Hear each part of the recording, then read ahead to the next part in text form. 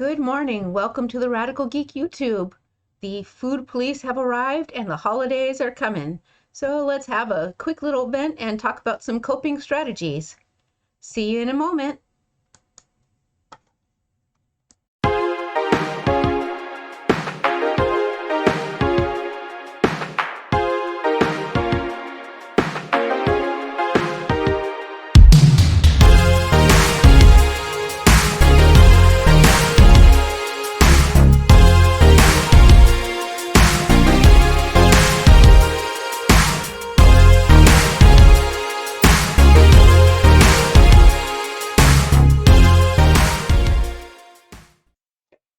Hello everyone, welcome to the Radical Geek YouTube channel where every week we have uploads on Monday, Wednesday, and Friday. And then on Sunday night from 6:30 p.m. to 8 p.m. Eastern Time, we have a live stream where we have a conversation. I break down a topic in what I call a geekified fashion. Most of the time it's going to be about a hot beverage and more often than not about coffee. So please tune in. Take a moment to hit the subscribe button and hit the little bell icon so you are notified every time that we upload or we go live. Getting that out of the way, as I said before, the holidays are in full swing at this point in time, and the food police have come out, and they are out to tell you what to eat, what not to eat, and how to make your choices. And even when you've been following your best choices for a really long time, it starts to feel like a lot, doesn't it? At least for me it does. And I was just like really upset because recently I've seen some people who have been very aggressive about how they don't want people policing their food or telling them to go on a diet or all those other things, and rightfully so, because no one needs to hear that. That's a decision that you have to make for yourself, and other people can't make you do it.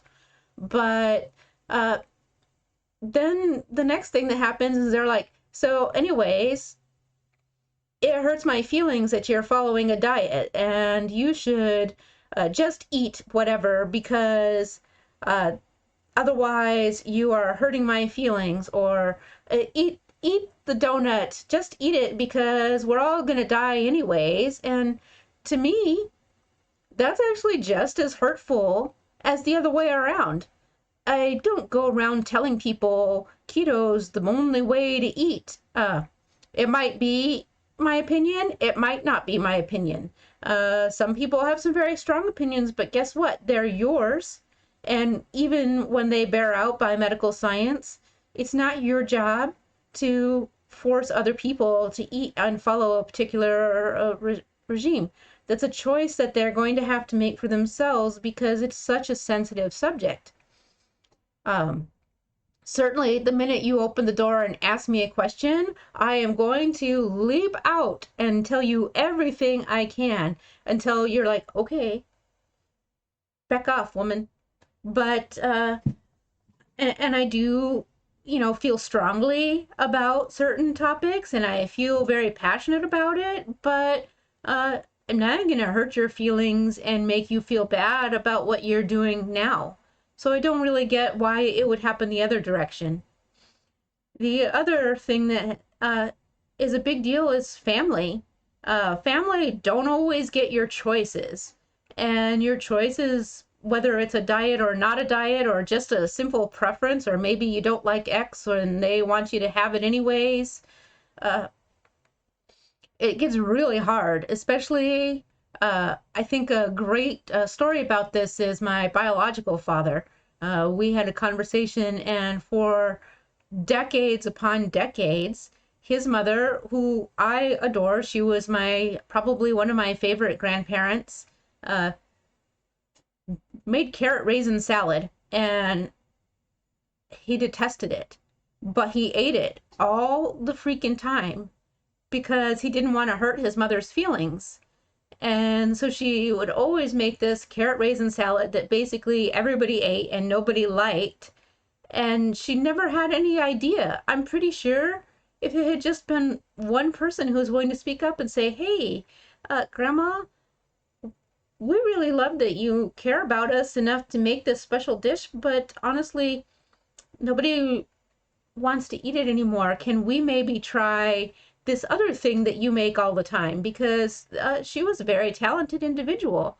I'd be willing to bet that if anyone had been willing to be honest and transparent, well, could have had a lot happier time for while she was with us, including herself. So instead, uh, he punished himself week after week after week, year after year after year, and instead of just speaking out. And I think that that's probably the best thing you can do when someone comes on to the forefront here and says, like, just eat the piece of cake. Grandma's feelings will be hurt. I think it's totally okay to say, like, but I don't really feel like having that piece of cake.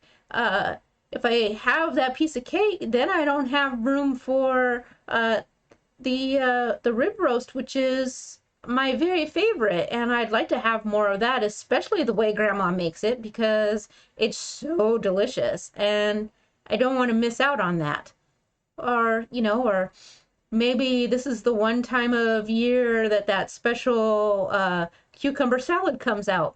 I say cucumber salad because people went to an event and they've been talking about it nonstop, and so now the cucumber salad is in my brain.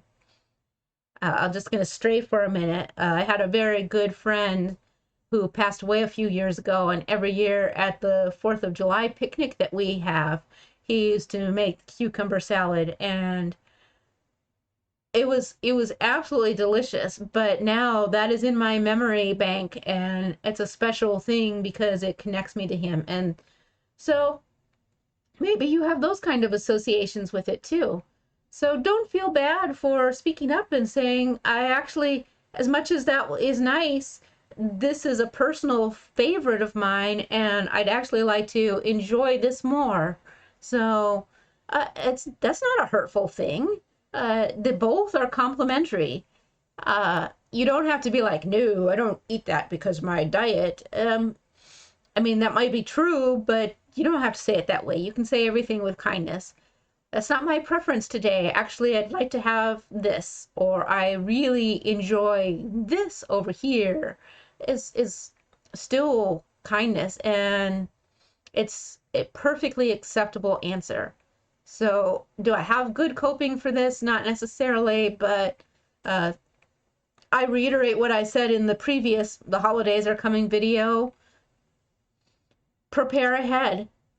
Take some of your favorites too, and that way if people try them, they might find something that they find delicious, and you may find a new thing that you share. People love to complain about cauliflower, but I'll tell you, anytime I've taken my loaded cauliflower casserole, it has, instead of me having leftovers to take home, which is what is always in my head, a lot of people don't like cauliflower. I'll have leftovers. Nah, it's always gone. And then people are surprised. I really like that cauliflower dish. So you never know. Eventually you might be tagged with the person who has to bring that. So take something that you like, enjoy the things that you enjoy there, and don't worry about the rest. And if people are pressuring you, tell them, step back. It's okay. I'm going to enjoy lots of the foods here from lots of the beloved people, and the most important thing in my life is that we got to spend time together. Remind them and bring it back in. Other things that you can do for the holidays to help take the focus off on the intensity surrounding food: bring your family together, talk about things, bring up some memories. I know one of the things that I like to do is to go through memories with my family. I like to talk about, hey, you know what, now that we're here being grateful, I thought I would mention to you, I still remember when we did this event 10 years ago, and do you remember how we watched that movie and then we did this activity? Or do you remember when the whipped cream canister exploded in the kitchen and we had to scrub the whole thing and there was whipped cream on the ceiling and we had to get the ladder? Share those events, because then it engages other people with you, and it takes some of the pressure off of that one particular singular focus.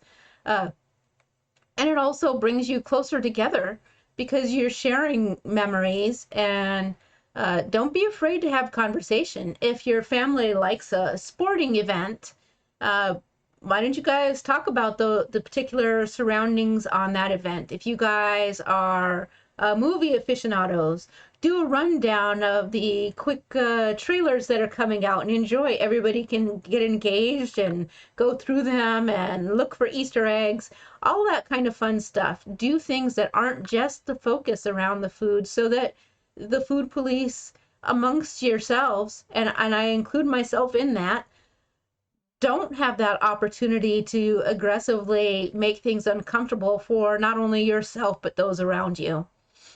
So that's my little takeaway on the holidays today. And don't feel that you can't call someone in on that when they get too aggressive about it. Remind them, hey, nobody feels good about the food police. Let's relax, take a step back and enjoy, and then just bring in another topic. And it really helps take the tension out of it and deflate what could be a difficult conversation or situation. So there's that. And a few also, I'm going to just stray from that because this morning I went outside a little bit before work time started, and I had the opportunity to look at the eclipse. It was amazing, you guys. The moon was so spectacular, and it had this glorious red glow about it with the little teeny strip with the, I mean, it was just like a beautiful picture, but it was actually happening in real life. And so if you ever get the opportunity to view such a thing, I heartily encourage that you make the effort to break out of your normal schedule and do it. It was fantastic. It was such a great thing. And to circle back around to food, just to tell you, I do practice what I say. This week I was going to eat only my keto chow just because my stomach had been experiencing sensitivities and the weather was changing. I was having allergies, not feeling my best, so I wanted something. And I was using my Ninja Creamy, which I burned out the motor, which was really fast for it, but Ninja was really good about the warranty, and so I should be getting a new one anytime in the next couple weeks, so that'll be good.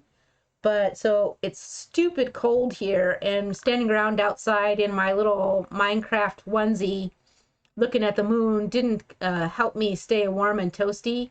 So I wanted something warm today, and so I've put together a chocolate custard.